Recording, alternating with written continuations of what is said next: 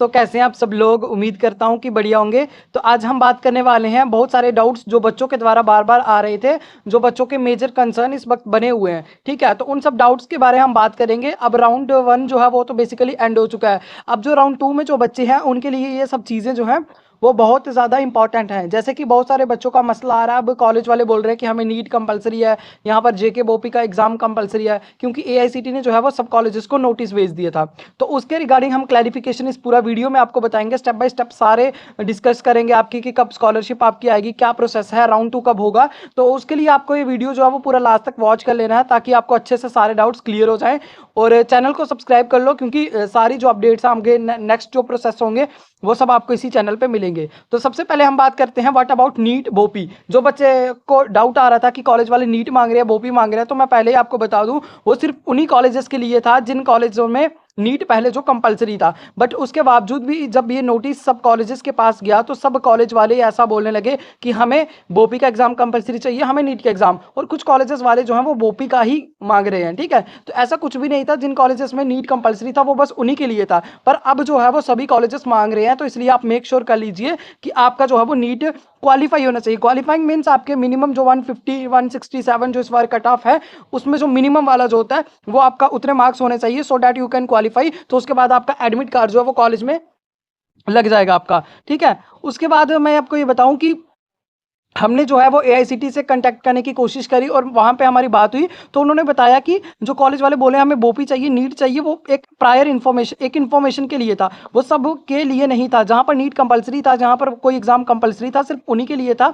पर अगर कॉलेज वाले अब मांग रहे हैं तो उसके लिए आपको क्या करना है, नीट कंपलसरी, आपका मतलब नीट जो है वो दिया होना चाहिए, आपने बस वहाँ पर क्वालिफाई किया होना चाहिए। जैसे हमने एआईसीटी को कुछ बच्चों ने देखो मेल किया था, तो उसमें भी उन्होंने ये बताया हुआ है कि any one exam appeared means we will be consider. कोई एक एग्जाम दिया होना चाहिए, चाहे बोपी दिया हो, चाहे आपने नीट दिया हो, चाहे आपका कोई सीयूटी का भी कुछ कुछ कॉलेजेस में ले रहे हैं। तो ये राउंड 2 वाले बच्चों के लिए बहुत इंपॉर्टेंट है कि उन्होंने अब नीट जो है वो मांग रहे हैं बहुत सारे कॉलेजेस वाले। तो इसलिए आप पहले ही एआईसीटी से बार बार ग्रीवियांस करके या फिर कर कर उनको बोल दीजिए कि वो एलिजिबिलिटी में ऐसा मेंशन कर दें। ठीक है, उसके बाद नेक्स्ट स्टेप जो है वो राउंड 2 को लेकर है। बहुत सारे बच्चों का डाउट है कि राउंड 2 कब स्टार्ट होगा। तो मैं बता रहा हूँ आपको, मंडे को जो है वो इसका कैलेंडर ऑफ इवेंट आने के चांसेस हैं। उस दिन आपको पता चल जाएगा कि मतलब कौन कौन से इवेंट्स किस किस डेट को होने वाले हैं।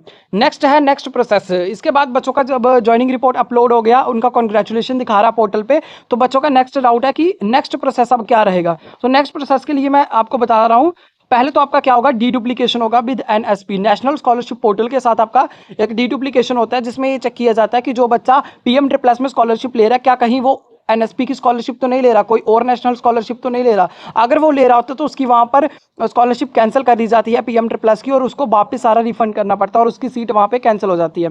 तो मेक श्योर कीजिए कि आप एनएसपी की स्कॉलरशिप ना ले रहे हो। उसके बाद आपका आधार वेरिफिकेशन जो है वो उसी एनएसपी के लिए ही, डुप्लीकेशन के स्टेप में एक आधार वेरिफिकेशन का स्टेप होगा। तो मैं आपको बता दूं, लगभग देखिए, पहला आपका राउंड 1 खत्म होगा, फिर राउंड 2 खत्म होगा, फिर लेटरल एंट्री वालों का खत्म होगा, फिर उसके बाद ऑन योर ओन एडमिशन वालों का खत्म होगा। ये सब प्रोसेस खत्म होने में लगभग आपके 2-3 महीने और लग जाएंगे। तो उसमें क्या होगा, उसके बाद जाकर सब बच्चों का एक साथ डीडुप्लीकेशन आधार वेरिफिकेशन होगा। उसमें भी फिर आगे प्रोसेस जो होता है, फिर उसके बाद अप्लाई फॉर स्कॉलरशिप, जो कि पहले हमें करना होता था डीबीटी के थ्रू, बट अब वो जो है वो हमारे नोडल ऑफिसर करेंगे, प्री रिसिप्ट अपलोड करेंगे अप्लाई फॉर स्कॉलरशिप वाले रीजन में। तो वो जो है वो हमारे नोडल ऑफिसर कर देंगे। तो उसके बाद जाकर आपका उसके बाद भी आपका 1-2 महीने में जो है 45 डे तो मिनिमम लगते हैं उसको वेरीफाई होने में, सब चीज़ें प्रोसेस होने में। तो आप मानकर चलिए आपके 5-6 महीने जो है वो अभी लगेगी आपकी स्कॉलरशिप को। पिछली बार भी बच्चों के 9-10 महीने बाद जो है वो स्कॉलरशिप आई थी, तो बहुत डिले हो रहा है स्कॉलरशिप में। उसके बाद आपकी स्कॉलरशिप रिलीज हो जाएगी। तो जो बच्चों के डाउट्स आ रहे हैं कि बाद में क्या प्रोसेस होगा, बोपी के लिए मैंने बता दिया, या तो नीट होना चाहिए या फिर बोपी आपका होना चाहिए, क्योंकि बहुत सारे कॉलेजेस अब मांग रहे हैं। उसके बाद जो नेक्स्ट बच्चों का ये आ रहा था कि स्कॉलरशिप कब रिलीज होगी, कब रिलीज, तो अभी बहुत सारे प्रोसेस और स्टेप्स होंगे। उन सब स्टेप्स को हम जो है वो अपने यूट्यूब चैनल के थ्रू आपको बताते रहेंगे स्टेप बाय स्टेप। इसलिए इस चैनल को आप सब्सक्राइब करके रख लीजिए, ताकि आपको प्रॉपर पूरी कंप्लीट इन्फॉर्मेशन जो है वो इसके रिलेटेड मिलती रहे। और इसके अलावा अगर आपको कोई भी डाउट अगर आपका रह गया तो वो आप कमेंट सेक्शन में पूछ सकते हैं। और अगर आपको वीडियो अच्छा लगा तो ये इन्फॉर्मेशन जो है वो अपने दोस्तों तक शेयर कीजिए और चैनल को सब्सक्राइब कीजिए। Okay, thank you.